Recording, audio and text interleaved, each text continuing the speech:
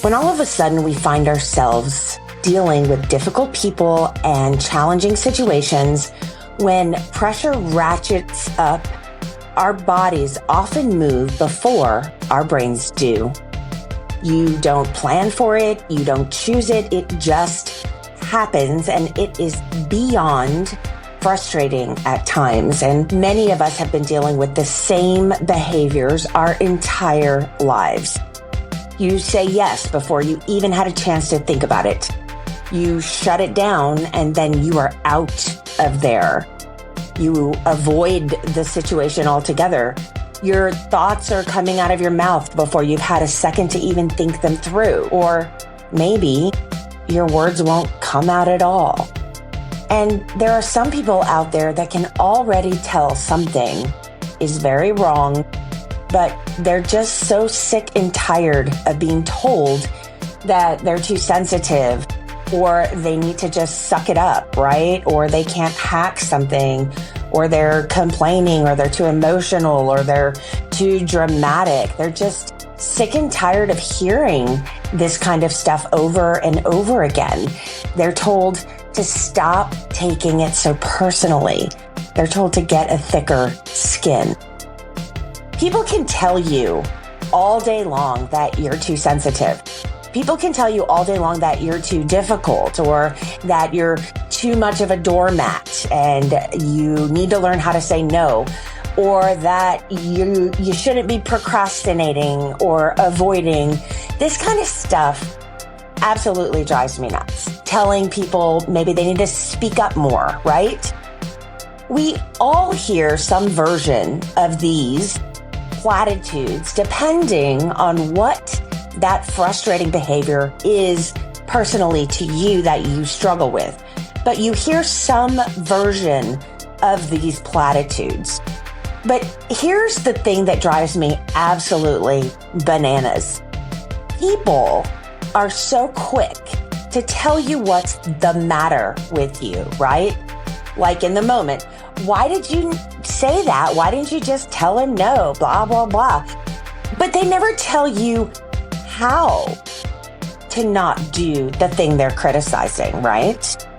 And here's what can be the most infuriating part of all of this. I know that you already know the behavior that you want to change. You've known yourself your entire life. You are an expert on you. You're a specialist on you. You're a practitioner and provider at, the PhD level of you. And how long has this person who thinks it's okay to criticize you or call you out or tell you what you should be doing, how long have they known you? You see, you don't need to be told again and again that you just need to say no, or you just need to think before you speak, or why can't you just tell him you didn't ask for his feedback in the first place? Or if you'd started that project sooner, you'd have so much more time to solve it, or whatever. You already know the thing that is your thing. You've just never been told what it is exactly, why it's hard to get it under control, and exactly how to interrupt it. It's not who you are, it's the opposite. It's just saying your particular default mechanism, the more dominant one of the rest, we all do all of them at times, is working perfectly.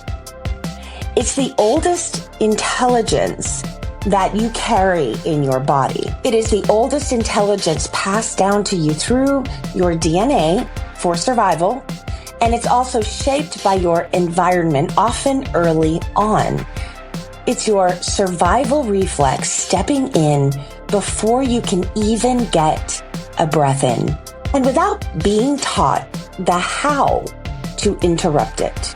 The step-by-step, breaking things down to their first principles, down to their core parts of why things work the way they work, right?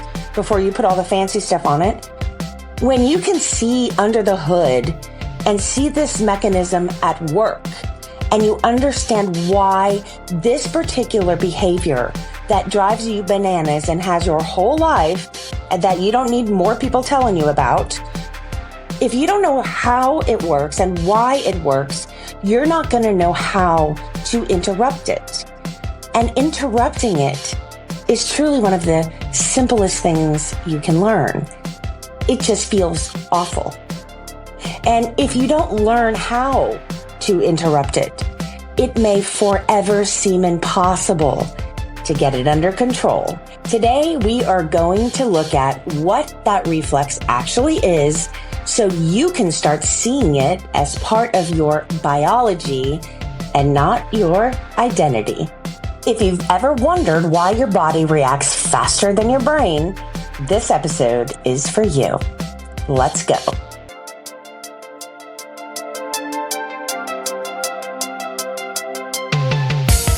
I'm Dr. Charlie Hornes. I'm a doctorate level, clinically trained and certified spiritual counselor and a master certified thought work strategist. I work with high functioning women who are tired of saying, I'm fine, when they know they're not. If you're exhausted from being the one who's holding it all together while quietly falling apart, this show is for you. Welcome to the Art of Managing Your Brain. Let's go. Hey friend, welcome to the Art of Managing Your Brain podcast. I'm Dr. Charlie Hornes. I'm a board certified clinical spiritual counseling practitioner and a master certified thought work strategist. And today I want you to start off right now and think back to the last time you felt a room shift, like, the energy shifted, you could feel tension, all those phrases that you read in books, like she felt the tension so thick, she could cut it with a knife, that kind of thing. That's like physiological, like the hair on your arms stands up, something's the matter, but you questioned it. You absolutely, without a doubt, knew that you felt the room move physically, but you questioned it. Maybe somebody's tone got a bit pointy. I love that. I was interviewing at an internship during my master's when I was getting my master's of divinity. And there was a really cool church down the street, and it had one of the few women pastors in New York City. And so I wanted to intern with her. And I went to the interview, and she was pretty curt. She was sharp. She was a short-tempered person. And at the time, of course, I was a freezer and had no information about any of the things that I now teach that I've, interrupted and solved in my own life. Thanks be to God. And so I was talking to one of the professors at the seminary, and he says, oh yeah, she's got pointy elbows. I'd never heard of that before, but she did. She had pointy elbows, and she was fabulous, by the way, but she definitely had pointy elbows. And for someone like me that really identified as too sensitive, and definitely somebody who gets blindsided and freezes in the moment, it was very hard for me. And so I'm kind of glad that internship didn't work out. I ended up with somebody very different. And that's a whole nother story. The internship that I did at seminary, I'm going to save that for another episode. It'd probably take over a whole episode and leave everybody like with their mouths on the floor.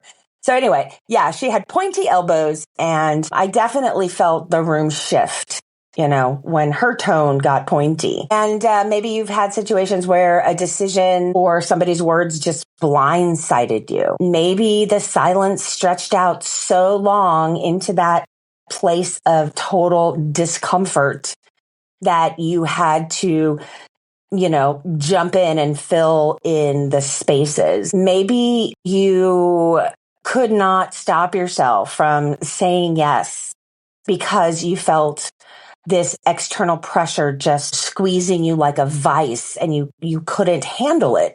It's just so discomforting, right? It's so awful feeling in our bodies. It feels terrible that we have to do the acting, right? We have to take the action that we hate.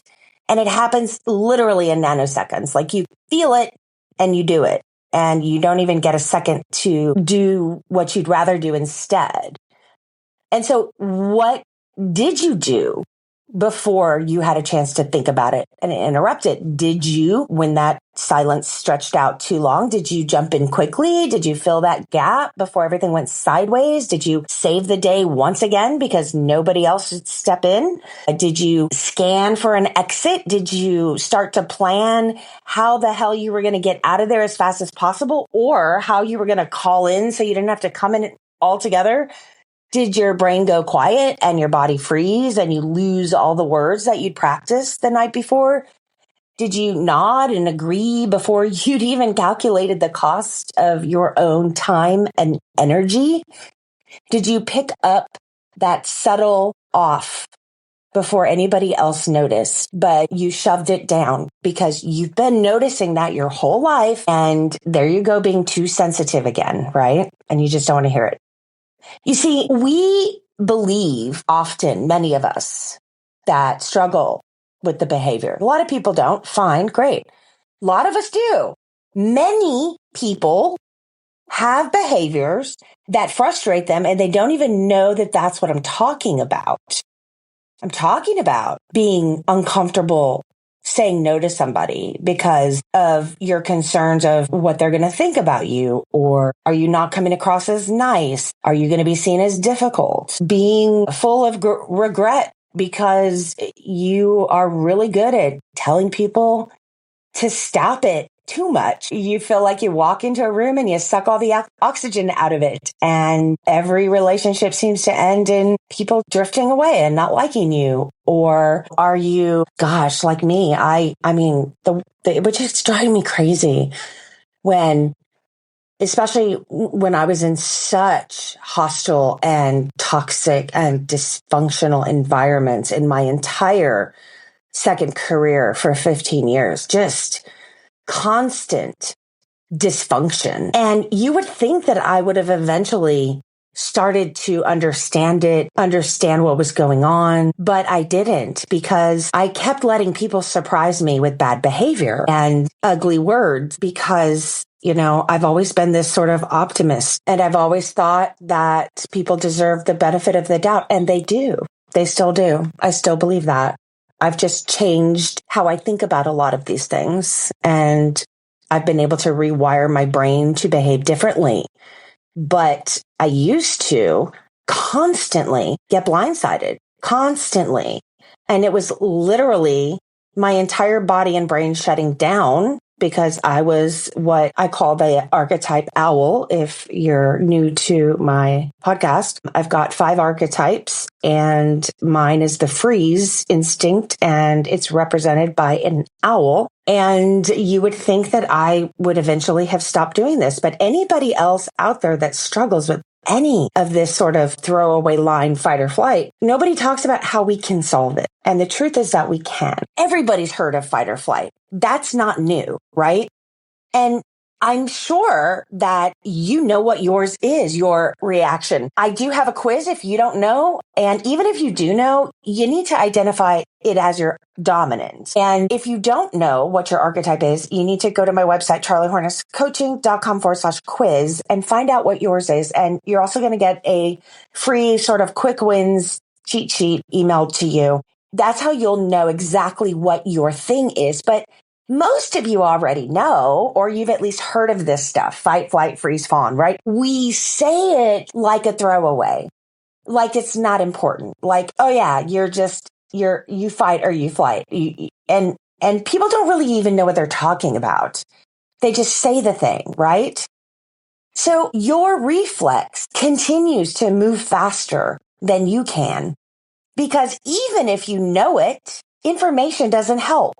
Because if information helped, all we would need to do is go to the library for a couple of days and read a bunch of books, and we'd all be perfect. Information doesn't help.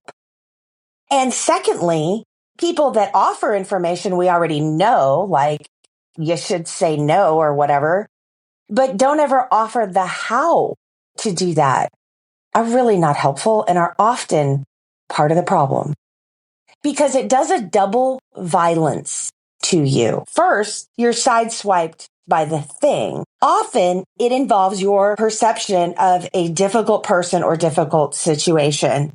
and you feel immediately under threat. And as I say every week, everything's subjective, right? What we think is difficult, another person thinks is funny. But you determining something is difficult. You determining something is threatening you. But you don't need anybody to cosign what you are interpreting and subjectively believing and feeling is a difficult person or situation. Now, all of that can be changed. And that's the stuff that I teach in my coaching and masterclasses, the really sort of deep dive into the how to do this stuff. But you already know how you react in the moment. It's not new, but nobody's telling you how to change what frustrates the heck out of you. So your reflex continues to move faster than you can. And until you learn the how to interrupt it, the frustrating stuff, it's going to keep doing that. But that quick move that's happening before you can even get a word in with your brain and your survival instinct, this is not proof your critic is saying that something's the matter with you. It absolutely is not. It's actually the opposite entirely of that. That quick move is just proof that your mechanisms to keep you safe are working perfectly. The only problem is you don't need them to work perfectly in that moment. And so we've got to get a handle on it. But until we know what it is, why it's happening specifically, and then the step-by-step how to interrupt it so we stop doing it, it's nearly impossible to change. Because as simple as the rudimentary evolutionary science of survival instincts may sound and how we use them as platitudes, the fight flight, right? I had somebody, I was doing a drive-through. I don't know where you're living, but in Texas, we have very cool, like drive-through convenience store barns, and you could just drive up and get the best fountain soda. So I drove through and I'm friends with one of the girls that works the counter, and she was talking about this situation. We love to gossip when there's not a line behind me. And she was telling me how she reacted. And I kind of talked to her for a hot second about that. And she goes, "Oh yeah, fight or flight." And then she went about her day. And she had just been complaining about this reaction that she couldn't seem to stop doing. But then she threw it away as fight or flight. But there was no how to stop it. It was, this is frustrating. It's fight or flight.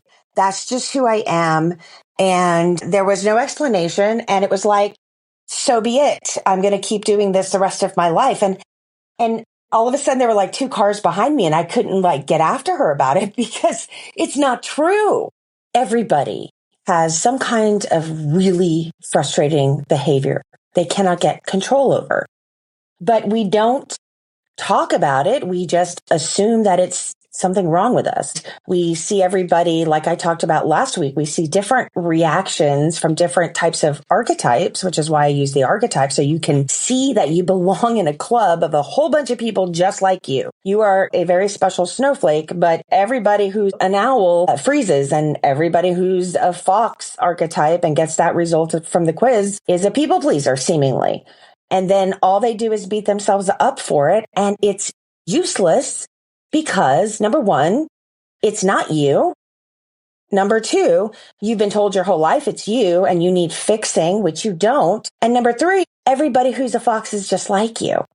And they're just as frustrated. And it's like all these little divots, holes around in the ground, and each one of you are down it, and you don't see the one next to you down it too. And you're all just like, you're like miles and miles of little holes with foxes in them, and you don't know the other one's right next to you. And you could just like dig through the wall and go find another fox just like you.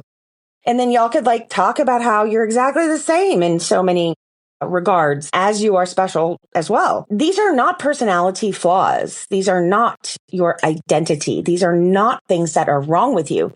These are not things that you need to fix. These are your survival reflexes.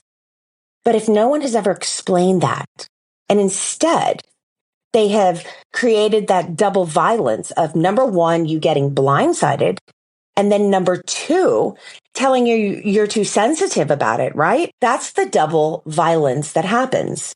Because first, somebody does something that you interpret as a threat. And then second, when you react to it, you're told something's the matter with you and you're not allowed to react that way. Either you should have said no, or you should have spoke up, or you shouldn't have spoken up. I mean, it's like you can't win. Then they get away with bad behavior and you slink off into the shadows feeling bad about yourself because there you went again doing the thing that was probably caused by what the person said or did in the first place. It's a double violence. And that is what the double violence is. Somebody does something you interpret, again, subjective, but you interpret it as a slight to you, a blindside, something that triggers you, something that causes you to not say no or say something too loud or not say the thing. And then you are told that what you're doing in response to that is wrong. So you're wrong twice, which is lovely.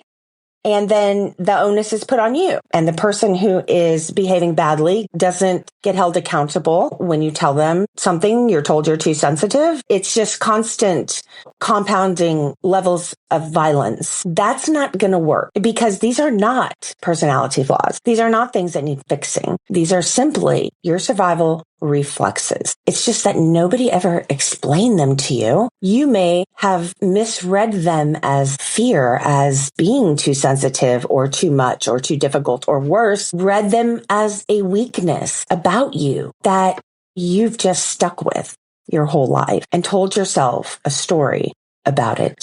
All right, so let's jump into these 5 reflexes because I really do believe we have been trained our whole lives to just kind of throw them away as platitudes and also take full responsibility for stuff that's actually not ours. And then we have beaten ourselves up to no end when we never should be doing that in the first place. It's not yours to own. I'm sorry. I hate to tell you that. I love to tell you that. This is not yours to own. First, let's decide what they are. Okay. First one is obviously fight. This looks like control. It's jumping in. It's setting the direction for the room and everybody in it. Often you're a badass leader. You move fast to fix when things around you, silence and indecision and people not being able to make up their minds or decide who's going to do what or who's going to be in charge. That makes you feel unsafe. You may not even know that that's what's happening, but not having somebody in charge, not having direction, not having things done satisfactorily, it's not a thing that makes you feel safe. And therefore, your lion, which is your archetype, rears his gorgeous mane and roars and shakes it up and gets stuff going. Or somebody steps at you. You're not putting up with that. You don't have a problem saying the thing and doing the thing like the other 4 do. You have no problem with that. And like I said, probably last week, we all envy you for that. We just don't see how it can absolutely just gut you at times because you don't want necessarily to do that because you don't want the fallout. All right, the next one is flight, and those are my dear. This looks like planning exits, avoiding, procrastinating, leaving early, ghosting, pivoting quick before things escalate, maybe never even engaging to begin with. Sometimes you can be told you're aloof or you're a little difficult to bond or connect with. Maybe you choose your close relationships very carefully. And everybody else is just whatever. Maybe you love to come up with great excuses to call in or not show up to stuff. Maybe you like to be by yourself. I mean, there's a whole lot of different ways this looks, but it has to do with shutting stuff down and bolting, basically. Then we have my group, the owls, the freeze archetype. This looks like surveillance to other people. It looks like thoughtfulness. We go still. We blank out on the words that we've been ready to say or we practice. People tell us all the time, well, just memorize that elevator speech and have it in your back pocket, kind of proverbial advice. I can't tell you how many elevator speeches I've written that were brilliant and would have absolutely shut shit down, told the person off to their face or whatever. Brilliant stuff. I'm not bad at writing the elevator speeches. I'm bad at remembering them when I get blindsided because I'm always blindsided. I think I'm going to see it coming and then I don't. And boom, someone says something happens and the words are gone. I was so ready to say them. And it looks like you're waiting while your brain is just like running scenarios or trying to find the power to get the words out. And often the freeze feels so terrible, again, because it's neurochemicals rushing through your body. That's what feels terrible, not anything else, not something you're doing wrong. It's literally the survival neurochemicals cascading through your body, and they feel terrible. And they're not supposed to be happening unless you are absolutely getting attacked by a vicious wild animal or something out in the wild. This is not for Bob in accounting who's being a jerk, giving us that criticism we didn't ask for. When those chemicals release, they cause us to freeze. You have the fight, right? They're going to go for it if they think they can win the fight. And you have the folks that are going to take off. If they think they can get out of there quick, they're gone. And then you have those of us that, play dead or blend in like camouflage, and that's freeze. And the thing that we were running over and over in our brains, the scenario doesn't come back to us until the 2 a.m. overthinking session. That always comes when we don't want it. So it's like we're living backwards. The stuff we want doesn't show up, and the stuff we don't want shows up all the time, and we can't get rid of either one. It's maddening. And then we have the fourth one is our foxes, the fawn instinct. This looks, it's very popular. People know a lot about it. We call it people pleasing. A lot of people don't know. It's now sort of classified as a survival instinct. It is evolved because you didn't have to people please a rhinoceros who was charging you, because that wasn't happening. They were coming at you or they weren't. You're not going to people please a lion. You're not going to people please a cougar, like a cheetah. I mean, if you're on the menu, you either beat them or you get out of there. And if they get you, you play dead. So this is an evolved instinct for more evolved dysfunction, like passive aggressiveness, like the whole gaslighting stuff. When we're dealing with dysfunction, we absolutely feel like we're under threat, because your fox knows you're dealing with somebody who is not playing above board, right? You're dealing with somebody, whether you consciously know it or not, your fox knows that you are dealing with somebody who's going to get stuff sticky and complicated and gray instead of being nice and black and white, right? Like, do this, don't do that. If you say no, they're going to want to know why. And then they're going to convince you that what you think is important is not as important as what they think is as important. And then you get all confused. Again, it's a double violence. Somebody imposes upon you without thinking that through or caring. And then if you try to say no, like a decent person does, then they double down. Right? And I've told you guys this trick before, but I'll tell you again. If you're going to say no, here's just a quick win. You just say, I'm tied up. Don't even say no. Don't even try to use that word in your vocabulary. If you are absolutely sure you don't want to do something and you're worried you're going to get talked into it, or that you're not going to have like the strength, the wherewithal, that's all bullshit, by the way. You have the strength and wherewithal. You're just a fox to say no. You do this and you practice this, and you're going to fail at it a gazillion times and just get ready to fail. But eventually you'll do it. You say, I'm tied up. And then they say, well, what are you doing? And then you say, yeah, no, I'm tied up. Sorry, gotta go. Bye. And you leave it there, and you don't tell them what you're doing, because they don't think what you're doing is as important as what they want you to do for them. So they don't have to do it. You're never going to convince them that what you want to do is more important than what they want you to do. That is an inconvenience for you. And they're always going to convince you of that because they think it's true. They actually think what they want you to do is more important than what you want to do. Otherwise, what? They wouldn't ask you in the first place. Why? Because they think it's okay. People don't do stuff they don't think is okay. They don't do stuff they don't think is okay.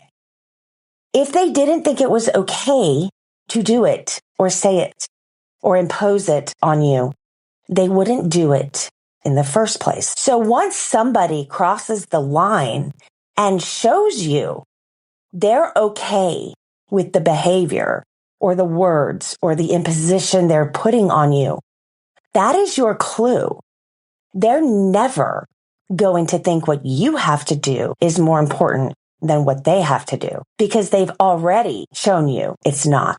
And if you expect them to change that behavior, you are going to be sorely mistaken the rest of your life because they've shown you already. So don't go there. Don't give them any reason to argue with you about why your life is less important than theirs, because that's exactly the conversation that's happening under the surface because they don't shut up. They won't take no for an answer. So don't give them a no. And, try a little of your own blindsiding and just say, sorry, I'm tied up. Oh, what you doing? Yeah, I'm tied up. Busy that night. Got to go or whatever. I mean, don't even give them a detail because they will latch onto it and convince you that anything you have going on, anything, your grandmother's funeral, whatever. Your dog, like us, a couple weeks ago, your dog got skunked and you got to give him the hydrogen peroxide bath. Nope, not as important as what these people want you to do. Pick up their shift or whatever. You practice changing the narrative. If saying no is too hard, don't do it. Don't do it. And don't give them ammunition to convince you that what they want you to do is more important than what you need to do for yourself. Even if it's take a nap. You can be tied up and taking a nap. That's okay. That's okay. And you don't need that person who thinks imposing on you, you don't need them to cosign what you think is important to you. And you have the power to decide that all by yourself. Nobody gets to tell you what you need to be doing and what you don't need to be doing. But again, that all sounds well and good until it's in the moment, right? It's the how to. And that's what I teach. I do have the toolkits coming out. We're talking about Fox right now. Fox, yours is out. Just go to charliehorniscoaching.com/Fox/Fawn, and you can grab your toolkit there. That is even more of a pretty quick win. It's several pages walking you through some exercises, some stuff to do out in the world. There's a 7-day challenge that will give you stuff to do every single day. Once you do this, I always offer a complimentary first coaching session. And if you want to talk it through, if anything worked or didn't work, you had any insight and aha moments or, stuff didn't work and you want to talk about that or whatever, you can just go to my website and book a complimentary coaching session with me so we can chat about it. I try to keep a few of those open a week so that people can always have some kind of opportunity to jump on there for a free coaching session with me. Please, if you want to chat, jump on my calendar. I'm trying to remember what the website is. charliehorniscoaching.com/book or schedule. I don't know. Something like that. You'll find it on the website. Just go to the menu. I don't know. You're asking me to remember too many things here. Yeah. So Fox is out. Lion is out, Panther's out. And those are a little bit more of a deep dive into some quick wins to solve some of these pretty immediate behaviors with your instinct archetype that is frustrating so that you can start to see that this can be changed. It absolutely can. This is not your personality. It's not your identity. It's not who you are.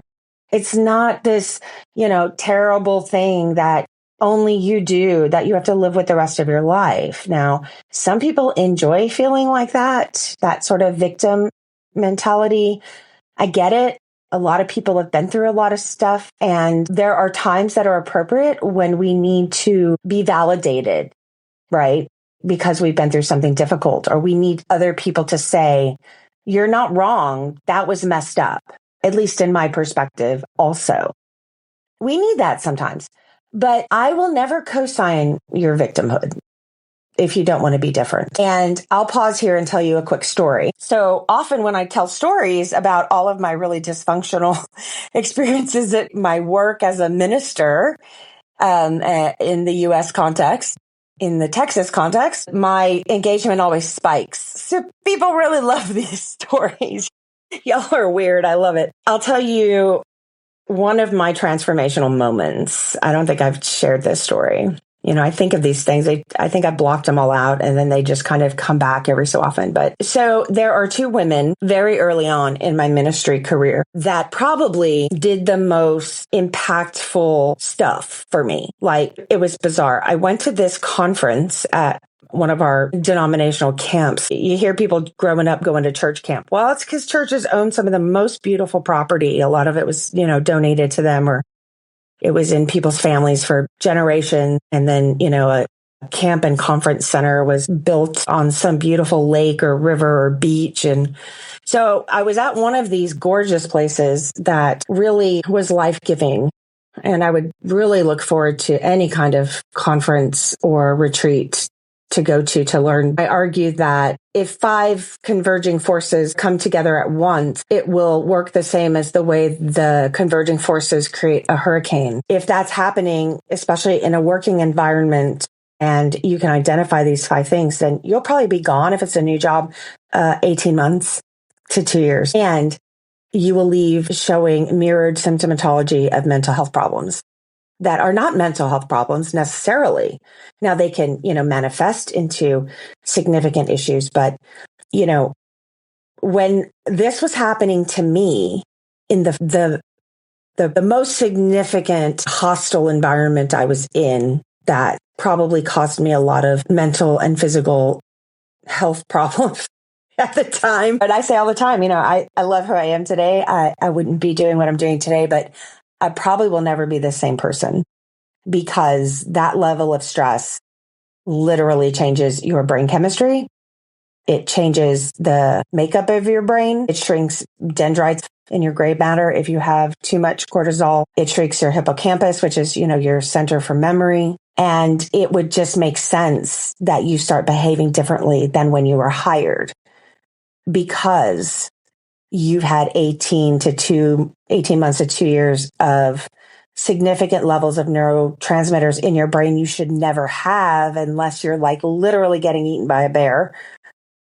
It actually creates brain damage. And then it's misinterpreted and misdiagnosed as mental health problems, or somebody who can't hack it, or somebody who just, and it's the worst for women, because I see this all the time. And, in my doctorate research many years later, after I was just sort of desperate to find out what happened to me, how could something like that happen to me? It's one of those things that's like, you never think it's going to happen to you, and then it happens to you.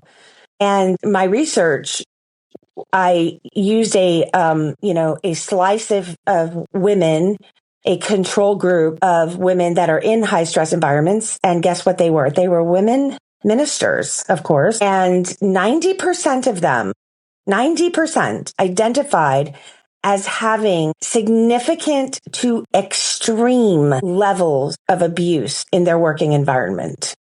90% significant to extreme. And so I gave them a sliding scale 1 to 7. And 90% of them identified as either a 5, a 6, or a 7 on the level of extreme feelings of abuse and hostility. And that was what I was dealing with, because I was definitely a 7 in this particular place. So as a 7, 18 months in, basically starting to show the symptomatology of mental health problems, because I had shrunk tons of dendrites in my brain because of cortisol, because of high stress. See how that works? It's a formula. I was desperate for answers. And I went to this conference, and these 2 women ministers were there. And they, at the time, had amazing jobs. They were very lucky. They had problems, but it wasn't like abusive, hostile environments like many of us end up in. And I followed them around like a puppy, because I wanted to figure out what it was that I was doing wrong and how they could handle it. Because I just assumed that everybody was in this environment, because I was good at what I did. It's not like I earned any of this abuse. And I was new at it. So, and they'd promised to like mentor me and help me. And, none of that happened. And so I just assumed that like it was my fault. And so I wanted to know what they were doing right that I was doing wrong. And I was so desperate for answers. And I was so desperate for people to tell me that what I believed to be true was true, that I literally drove them bananas. And I know I did. And one day after lunch, we'd had lunch together, and I just wouldn't shut up talking about all the stories and all the terrible things that happened and all the ways that they were being just the most awful people I'd ever seen in my life. And one of them turned around finally, and she snapped at me.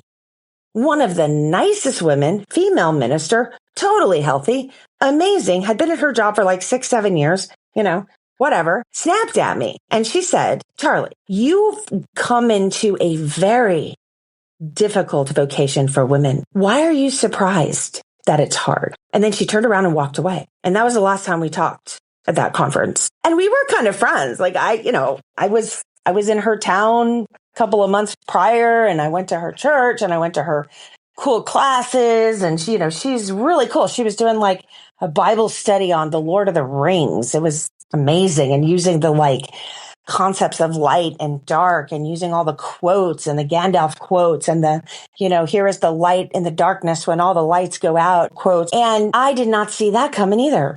And at the time I deserved it. Totally did. But she snapped at me. And I've told this story a few times to people that know her, and they don't believe it. They really don't, because she's just the kindest human being alive. And so I just like absolutely drove her batshit crazy. And her friend, another one that was somebody I wanted to learn from, just kind of rolled her eyes at me, and they both walked away. They just had enough of me. And it was in that moment that identified for me the concept of not co-signing somebody's victimhood. And of course, we have to kind of hit bottom. We have to get to a place where we understand that there's no more, that reassurance is never going to make it better. That people agreeing that something's hard is never going to make it better. That the person making it hard agreeing with us that it's hard on us, A, is never going to happen, but B, is never going to make it better. What's going to make it better is learning why it's happening and how to solve it. And it was her that started me on that path. And that was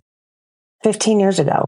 I will forever be grateful to her. And what's really interesting is that I ran into her several years later, and she was a leader in something I was very much involved in. And so I got to take her out for coffee and tell her that story about how her practically biting my head off was one of a handful of transformational moments in my life that in some ways saved my life. Because, when you are in traumatic situations that don't make sense, when you are in hostile environments where your food and your rent are dependent upon getting along with people that are impossible to get along with, who seem like they wake up every day and want to figure out how to mess with you so badly that you run away screaming, like that kind of stuff. And when you're in those situations, you can go downhill very quickly. Things can get very dark. You can become extremely demoralized and disillusioned with institutions, with people, with your, loss of purpose. And you end up with, what people are misdiagnosing as burnout. And then they blame you for it, saying you couldn't hack it. And the truth is, half your brain has disappeared. I'm being, facetious there, but yeah, you've damaged your brain. And the good news is that you can repair it. It may not be exactly the same, but who wants to be exactly the same, right? You have to grow and change. And so I got this amazing opportunity to tell her exactly how transformational she was for me. And here's the best part, you guys. I was so, caught up, because we really get caught up in ourselves when we're in this kind of pain. We turn inward and we're a different kind of self-centered. It's not like the narcissism or egomaniac self-centered we think about. It's actually, we're entirely centered on self. And that's why 12-step programs work, because they absolutely get you turned outward and onto service and onto helping other people instead of being entirely centered on yourself. And she got me out of that. And when I sat down and talked to her and told her this amazing transformational moment in my life I'll never forget, she didn't remember it. She had no memory of it. It was not a thing to her. She just, brushed me off like an annoying ant because she had her own shit going on, right? That's what happens. And we spend all this time thinking about stuff that nobody else is thinking about, even though we're convinced that they are. And they're not. And that was another incredible moment to be able to say, wow, this changed my life. And you don't even remember it. And it gave me perspective on how far gone we can go when we are in abusive situations, and how we can absolutely twist ourselves like Gumby and be a shapeshifter and, jump through every hoop we can. And we don't see it because it's that whole, frog in a boiling pot proverb thing. I don't know why we're boiling frogs, but you know what I'm talking about. So all of that giant tangent is to say that we cannot cosign victimhood. Now people have to kind of hit a bottom and be willing to have a transformation, which happens, that process is a spiritual experience leading to a spiritual awakening or, transformational awakening in our lives. And we absolutely change. We turn around, and people have to do that in order for change. If I continue to reassure and cosign and say, it's okay, and yes, I hear you, and you have every reason to be miserable and not make any change and just feel sorry for yourself. Like, people that transform aren't allowed to do that. People don't let them do that. And I'm thankful I was not allowed to do that by a powerful woman and her buddy who had the greatest side eye and eye rolls I'd ever seen in my life. They did me a kindness. And that was one of those wonderful experiences of how kindness has nothing to do with niceness. Because boy, was she not nice. She sure as shit was not nice in the moment.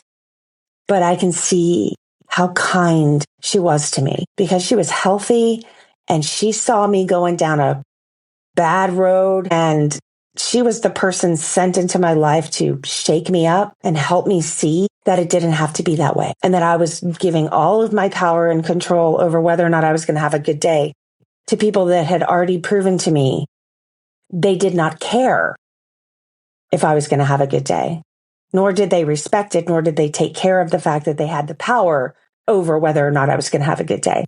They abused it, and I shouldn't have been giving them that power in the first place. But again, back to the whole, when we don't know how to do something. I had the transformational moment, and then I began to seek the why and the how, because I already knew the what. The what is the information. I don't need more information. Believe me, I know everything wrong with me. Don't you love when someone's like telling you what's wrong with you and you're like, yeah, and you're acting like, you just found, the Temple of Doom and nobody'd ever seen it before. I know what's wrong with me. Okay. Probably the same shit that's wrong with you, just, packaged differently. We don't need the what. What we need is the why and the how. And so that transformational moment in my life, early in my second career, was my moment where I began to seek the why and the how. And so what I did was find people who had what I wanted, and I did what they did. And I asked a billion questions, and I started to piece together a whole bunch of information that was out in the public realm, but was never put together. And then I started to create my own sort of educational suites and methodologies around these things after testing them and researching them and making sure that they were right. And they were. They are. This stuff freaking works. And I've never been happier in my life, ever. Never been happier. And have for several years now. I mean, there's stuff that I'm not happy about, but life is 50-50, right? The good and the bad. It's going to happen. There's no formula that's going to keep you from the bad things happening. But I am content in ways I've never been before. And now I can look back and say, nobody can tell me things happen for a reason. They can't say that to me because, again, that's another double violence, right? Something bad happens to me and then somebody says, oh, it happened for a reason. And I'm like, what the hell kind of reason would want to cause this in my life? That's not helpful. Don't do that to other people. But I personally can look back in retrospect on my life and say those things had purpose and meaning and they're not worthless. They created the person I am today. They handed off to me the future self I am now that I get to meet and that I enjoy. And that's a blessing. And I owe it to this woman, this preacher. And I will forever be grateful to her. And she knows who she is. Anyway, so diatribe about foxes and not co-signing victimhood. And my executive producer plans to make stickers out of that, by the way. So I may have stickers in my store soon. Apparently, I have some of these interesting quotes, and one of them is, I refuse to co-sign your victimhood. I think the other one is, the other thing I say, what is it? About stop being palatable. You're not a salad. That's right. I'm going to be on a hat in my store. All right. Anyway, and the last one, drum roll, is my signature archetype that I've created because so many of my students have been showing this interesting behavior that I believe is the most recently evolved survival instinct. Because I have so many students that are brilliant and all they do is doubt themselves constantly. And anytime somebody second guesses them, they believe it because they have forever, their whole lives been told they're wrong. What this is the scanning instinct, the seeking. It's the seeker. And I identified as a Panther because it is a bunch of, it's all of these archetypes kind of mixed into one. And it's the person that sees the thing almost before it happens.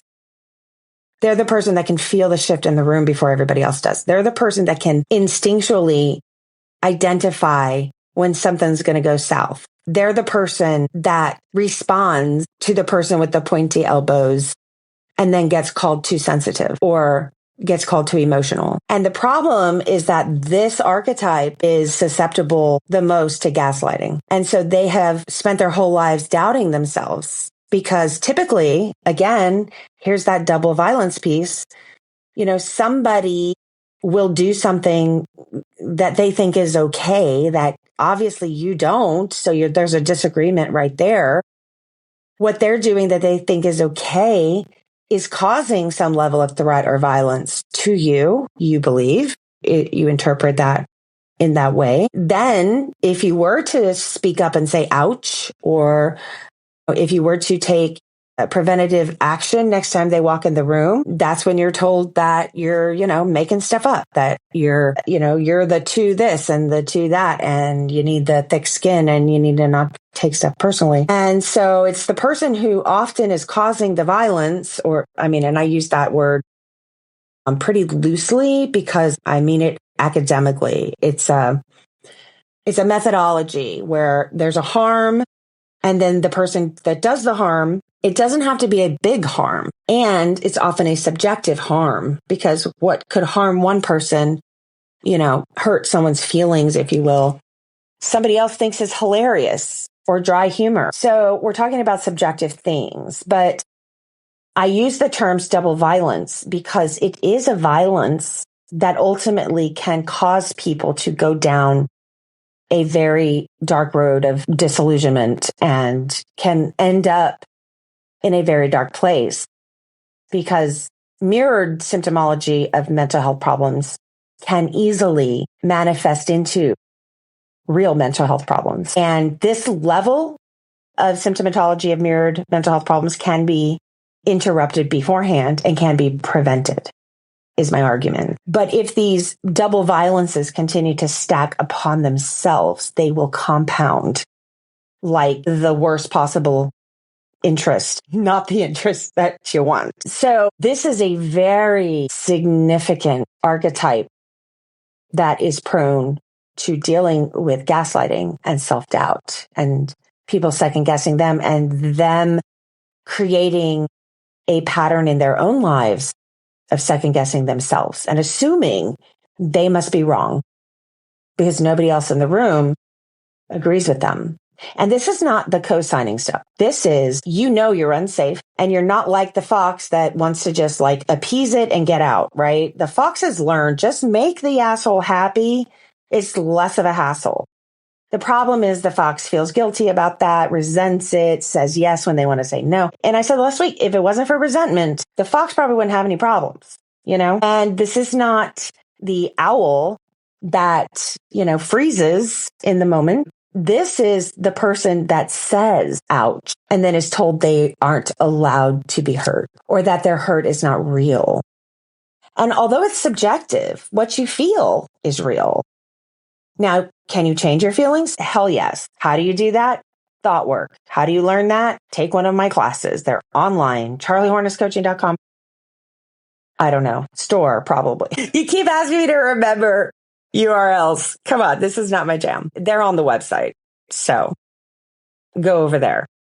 That's how you learn the how-to. Practicing and mastering thought work as a methodology will fix this, technically fix, right? Will solve for what we wish we could solve for. The first step is realizing it's not a problem that you need to fix. But everything I teach is counterintuitive, isn't it? So your feelings are very real as you feel them, and they're real enough that you can change them. But when you're in the middle of feeling them, you get to feel them.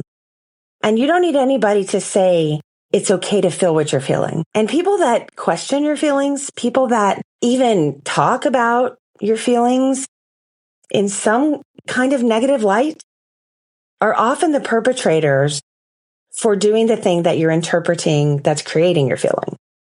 Now, they're not responsible for your feelings, which again, as you learn thought work, you will learn these really cool concepts. However, until you know that, you believe that they're responsible for your feelings. So the same person that's probably helping you along to believe that you feel the way you feel because of them is also the same person telling you you're not allowed to feel them or you shouldn't feel them. Like you having the feeling because they yelled in your face that you're scared, you don't have the right to feel that way and that they should just be able to yell in your face. And they confuse the hell out of you so much that you agree with them or you doubt yourself. And that is ultimately what gaslighting is when you are convinced that what you believe to be your reality is not your reality, even though you know what you know. And you begin to question everything. And that is our Panther, because they know and they say. They're kind of like the lion, except that they're not the king of the jungle. So there are predators bigger than them, right? But they're still fierce. But they're not the predator. I mean, lions. If you're not one, you know them. You know when you're dealing with one. Because they don't have to roar. They don't have to bite your head off. They just have to stare at you. And you know not to mess with that person for whatever reason. That's just the way they carry themselves. And often they don't know it. Sometimes they do. Many times they actually resent it. If you've ever talked to one. So what does it look like? It looks like early detection. It looks like being able to read a room faster than anybody else can. It's being able to identify a threat coming down the hallway before anybody else even knows. You catch the tone, the posture. You see the mismatch and the incongruencies, but it's not about the way the lion sees incongruencies as injustice, as unfairness. They don't tolerate injustice and unfairness. And while everybody else can also not tolerate those things, it's part of like lion DNA. I think it's part of the leadership piece of a lion. So when they see mismatches and incongruencies, it's a level of justice. These things shouldn't be happening because it's not fair or just. For a panther, they see mismatches and incongruencies as dysfunctional behavior, as somebody who is not being clear, being honest. They're the person who's going to gaslight them, and then they get gaslit. Because to have that level of trust in yourself and your instincts is not easy. Can it be done? 1,000%. Once you learn the why and the how, 1,000%. You can absolutely have, the level of trust you need in yourself so that you are living a relatively content and stable life versus living in full gaslighting constantly and self-doubt and self-criticism and questioning whether, you're getting it right. And here's the kicker. You're usually always right. And you know it. And you know it later. Something happens and you're right. And if only anybody would listen so that you could at least do the dance of joy that you were right. And you don't even get that moment often because, then they're like, oh, well, but then this other thing. And it's like pointless. So you don't even get to, justify yourself later after the fact by being right. So it's just when you live in this place of allowing other people to say or not say whether or not what you feel is real, then you will live a full-on life filled with gaslighting, which means you will constantly question your own reality, which is ultimately what you're doing, even if you may not identify it that way. That's what you're doing. You believe a thing, it's your reality.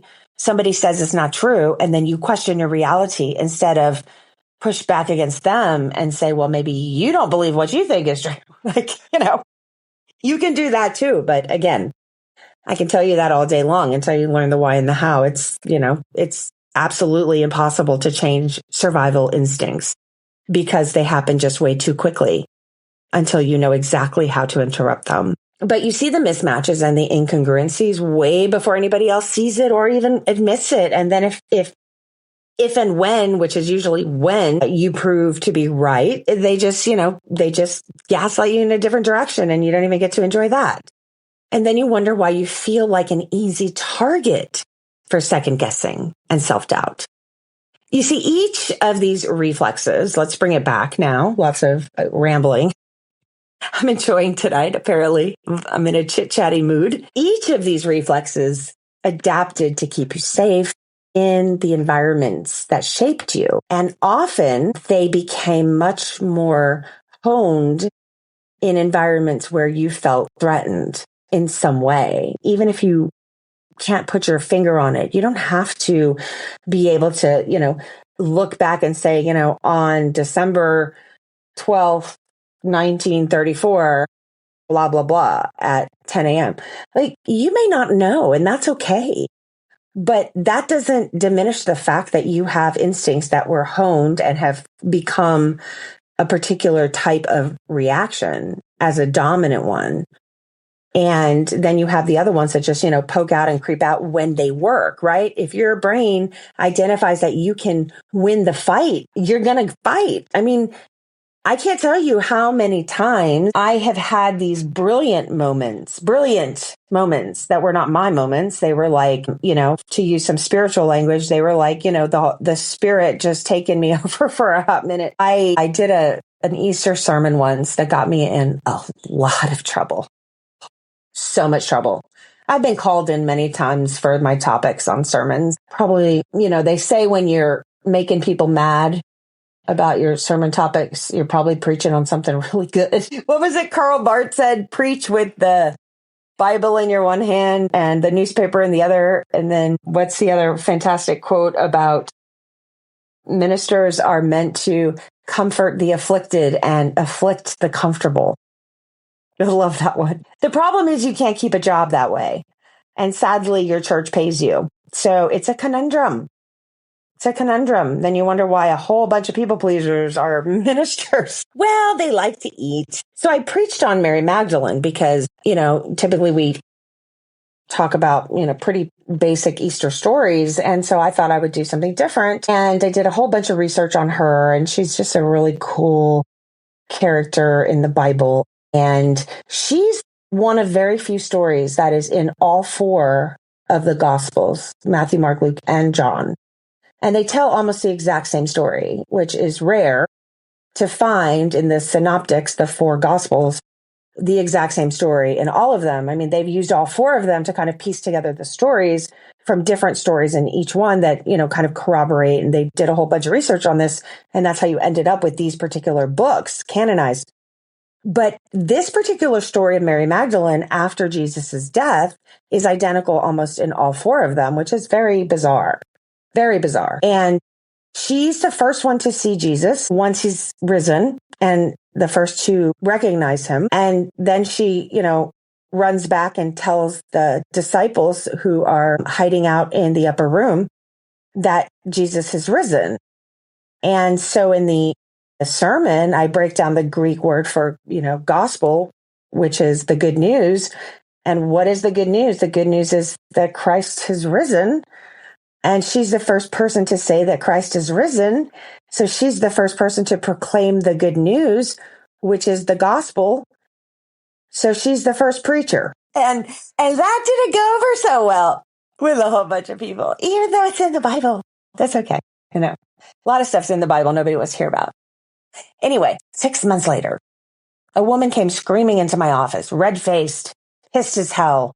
And I had no idea why she was so mad. I mean, she banged the door open, no appointment, just came in. I could have been, in the middle of a pastoral counseling session, and she couldn't have cared less. And she put her hands on my desk and she leaned forward and she said, "How dare you preach about all those women in the Bible on Easter?" And I was so filled with the Holy Spirit, apparently, that I looked her dead in the eye and I said, "Do you tell male pastors that they preach too much about the men of the Bible on Easter?"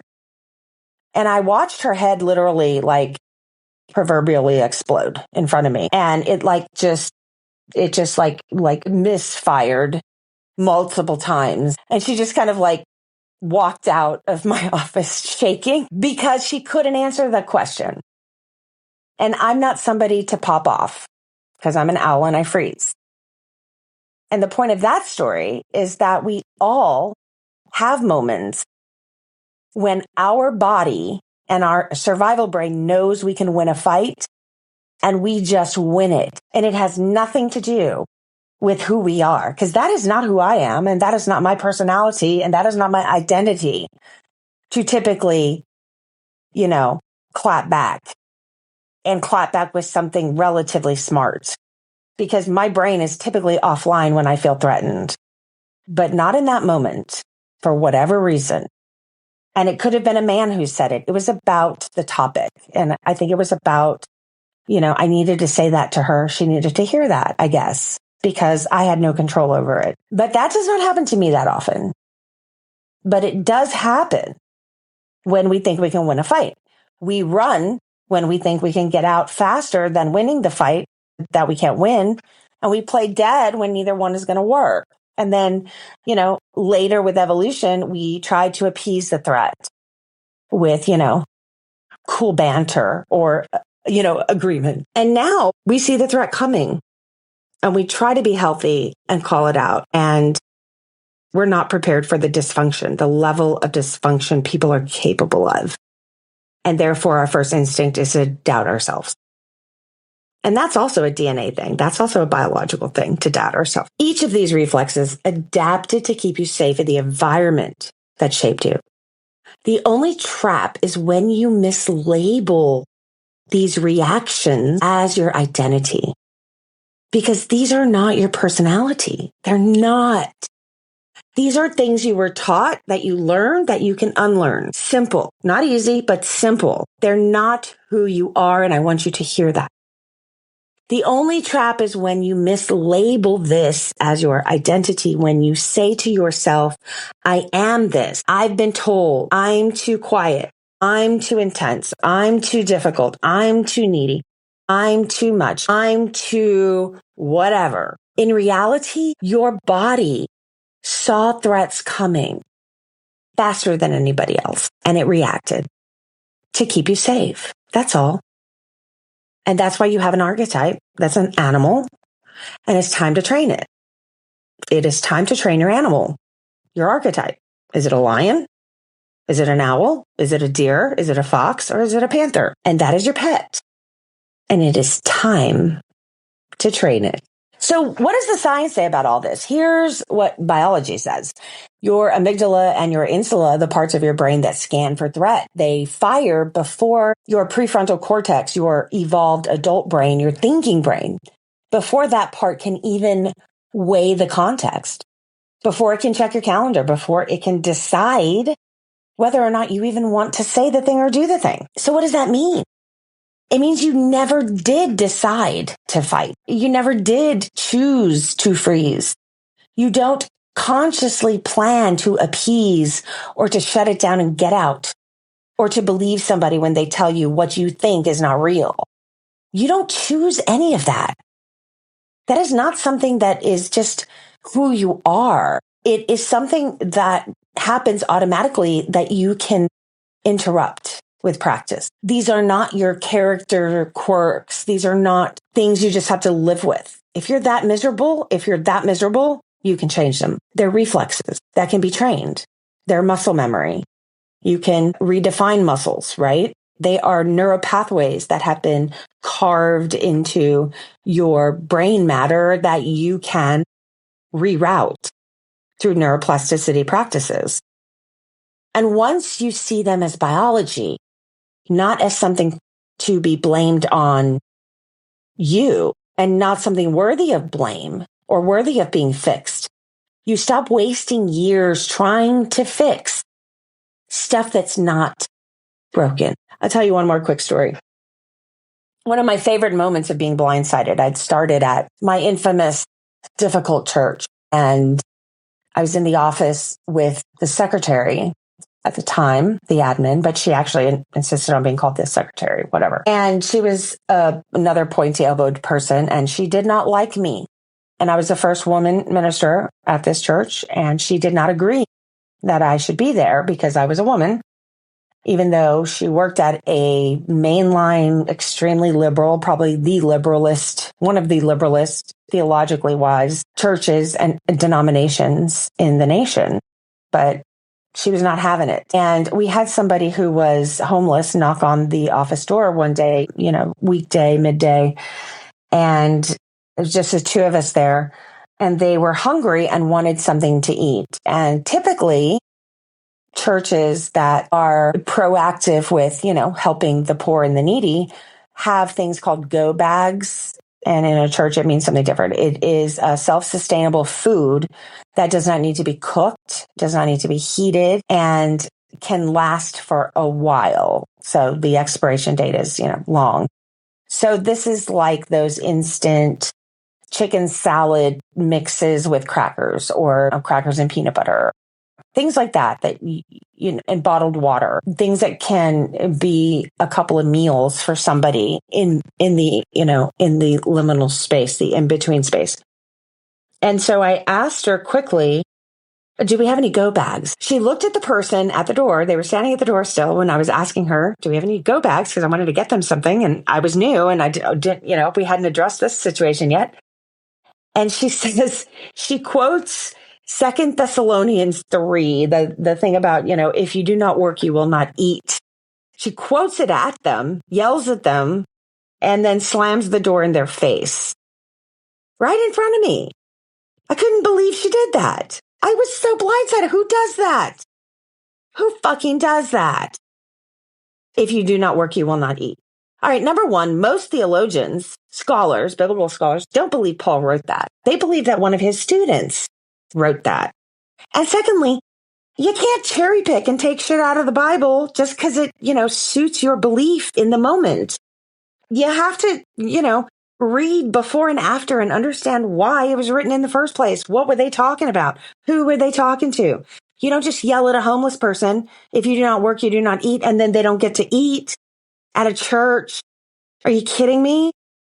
But I couldn't say anything. I had a master's of divinity from an Ivy League school, and I couldn't say a word to this woman. I mean, talk about my lane.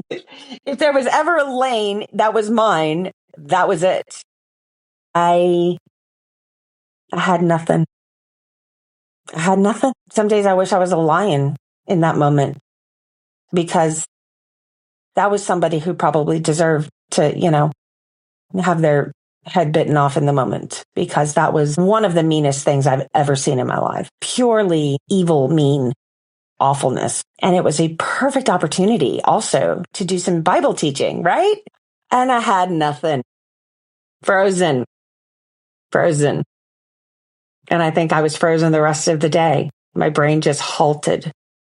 So that was not a moment when the Spirit gripped me and, gave me the perfect words. And I don't know why, because that's another person who could have used, some kind of pushback and challenge, but I didn't have it in that moment. So anyway, all right, let me give you some homework. You've heard enough of me.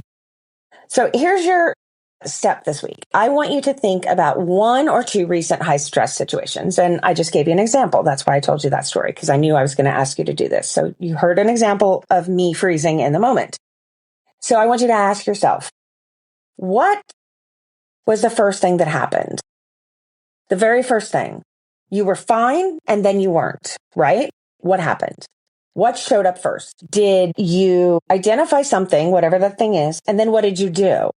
Did you cut in, speaking? Did you shut down? Did you leave either mentally or physically, or start planning to leave and all you thought about was potatoes? Did you start doing the, Gumby shape-shifting to avoid any kind of conflict and to sort of appease the moment? Did you notice something super subtle no one else would have ever noticed?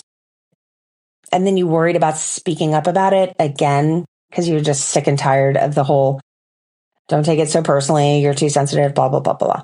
So what exactly happened when the room shifted, or when, your feelings shifted? And then what did you do? What was the first thing? I want you to write that down and then label it my default reflex. And then if you want to check it, go take the quiz, charliehornescoaching.com/quiz, and see if that's your pattern. Because typically you already know what it is. In my quiz, I will cosign your misery. I will definitely do it there. You will get all of my reassurance there to say, yes, you are correct. Your whole life, you have known that you people please. Here's a star. Awesome. You definitely can be reassured. That is your default. And let's start to work on it now. And then we go, right? So there's where all of my assurance is in the quiz. Default reflex. Write it down in the moment. That's it. I don't want you to even have to feel like you're certain. You don't have to change anything. You don't have to say anything to yourself. You don't have to beat yourself up. You don't have to feel guilty. You don't have to do anything. Just notice which of the reflexes shows up the most in these moments. Now, pay attention through the week as they happen. Think of previous ones that you got frustrated with behavior and label it my default reflex. What you are simply doing is beginning to see your pattern, and seeing the pattern as reaction patterns that are biological, not problems that you have to solve about yourself, not impossible behaviors you'll never overcome. This is just who you are. You're just going to have to deal with it. Then you can go down the foxhole of misery and, throw yourself into one of the holes next to the other people in the holes that don't know that they're there, right? Instead, you're in a club. You're in a club. And I have clubs, by the way, coaching circles. If you want to meet some other of your archetypes, let me know. I've got them going. We've got circles of archetypes going where you can be coached in a group with people that do the same stuff you do. How amazing is that? Find some of your people. And all of a sudden you're like, oh, you're my people. You're not alone. You're seeing these as reaction patterns, not problems to solve for, not impossible behaviors that you have to overcome. It's not true. It's not. And that is what this series over the next few weeks is breaking down for you step by step. So today we're noticing the pattern and identifying it not as a problem, but as simply some biology that can be changed. Naming that not as part of your identity, but as your default instinct. Giving yourself some space between you and it. Making it an it, not you. You don't say, I'm to this, I'm to that. You're going to start to say, my lion is this, or my owl is that. Why? You may think that's dumb, but go with me on this, okay? What we're doing is creating space between you and the behavior that you hate or frustrates you and that you're convinced is you. It's not you. So we're going to put some space between you and it. And if you identify your archetype, then you can say you and your lion, you and your fox, you and your panther, two entirely different entities. Do you see how that works? Yes. Divorcing this from your personality a step at a time. This is how you begin to differentiate from it. You can self-differentiate from that instinct. You can become autonomous from it. You can become a separate entity from it. It is a different thing than you are. It is not your being. It is not your identity. Soon you will begin to pause quicker as you begin to see this and identify it and differentiate from it because it's not you. You will pause quicker, often still after the fact. But rather than allowing yourself to get frustrated or beat yourself up to no end or stay up all night ruminating or say super ugly stuff to yourself, instead, you just begin to practice the pause. And over time, and by practicing this exercise of just becoming aware intentionally that A, it's a pattern, and B, it's not you, it's your archetype, which is self-differentiated from you. It's just a pattern of behavior that you can learn to do differently. The pause will begin to inch closer and closer to the situation in real time. You build the muscle based on reps and failing, and you will build up to that magical moment of catching the behavior in real time, and you will know how to finally interrupt it for good. And what does that mean? It means you don't ever have to do it again. And this is a promise. It is a gazillion% guaranteed as just a result of the work, as an organic byproduct of the work. It's not a result you're chasing, but it is a result you are given by doing the reps. If you do enough reps with a weight, you will have a different, defined and toned arm. As a result, it is just science. So is this. So start by noticing it and seeing it as a pattern. Your survival instinct, just a default, a pattern. It's a pattern, not a problem. And then just take a pause and identify what the thought was when you did the thing. What was the ugly thing you said to yourself? There I go again. Why can't I get this right? Why do I always do that? What's wrong with me? You say terrible stuff to yourself. I want you to catch those thoughts. You may catch them later on. That's fine. That's part of the rep. You're going to identify the pattern. You're going to see the behavior. You're going to say, that's what I did. And then I want you to pay attention to what you said to yourself that was not kind. Then you're going to label the behavior. This is my pattern. This is my default reflex. And this is the ugly thing I said to myself. And that's your homework. You got it? What is the phase you tell yourself immediately before, during, or right after you experience the particular behavior that frustrates you? What do you immediately tell yourself?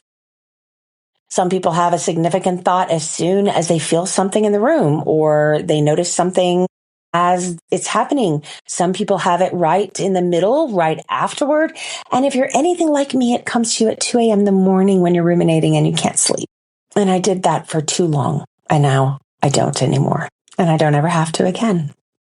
And that's what I choose because I did the work. I did the reps and I got the results. And I guarantee to you, I promise, if you do this work, if you do what I did, you will get what I have. Guaranteed. All right, friend. And by the way, once again, if you don't have your own archetype identified yet, or you want to check your homework this week, go to charliehornescoaching.com/quiz and take the quiz. You will get lots of reassurance that you were probably right to begin with. And if you aren't sure, then you will definitely have some answers as to why it is you're doing the frustrating behavior that you're doing. The good news is once you identify that it's a thing, things can be fixed. And here's the first step in fixing it. There's nothing wrong with you. You are perfect just as you are. But yes, we can help you with some frustrating behavior. That's not a problem. And you will get a free cheat sheet, just, some quick wins with some insights and ahas about your specific reflex. And next week, we'll talk about what happens when you actually name the reflex in real time and why giving it language loosens its grip on you. So make sure you're subscribed so you don't miss that. And if this episode gave you a new lens, give us a review, follow, subscribe, and definitely share this with another lion or fox or owl or deer or panther that you may know who might get something out of it because it helps others find this work. And if you're ready for the full map, then like I said, some of my toolkits are finally out. I'm so excited about them. They seem to be pretty popular. I've got them out of the vault for a while, so grab them while you can. And I'm offering my subscribers them for right now, a limited time of $9.97 only. These are like 50 pages of awesomeness, 7-day challenges, really cool insights, a lot of interactive pieces to it. And then there's this really cool cinematic art that I've included in it. And these are going to be sold for like $39, I think, on the website. But if you're listening to my voice right now, you can get them for $9.97 only for a limited time. So you can go to charliehornescoaching.com/fox/fawn. And it would also for lion would be lion/fight. And Panther's also out, Panther/seek. And that should give you access. And if you have any problems, just, shoot us an email, info@charliehornescoaching.com. So remember, my friend, this is not your personality. It's not your identity. It's not something you have to live with forever that you can never solve. This isn't fear. It's just your instinct. It's your oldest intelligence that has been passed down, that was made biologically to keep you alive. But guess what? Today, you don't need that anymore because somebody may have pointy elbows. They may say ugly things. They may blindside you, but they're not going to eat you. They can't. Barb in HR would have some problems with that. It's true. But your survival brain doesn't know that. And it definitely doesn't believe that. It's your instinct, your oldest intelligence. And once you can see that clearly, you can stop owning what's not yours and calling it a weakness. All right, friend, take care. Have an amazing week. And I will talk to you next week.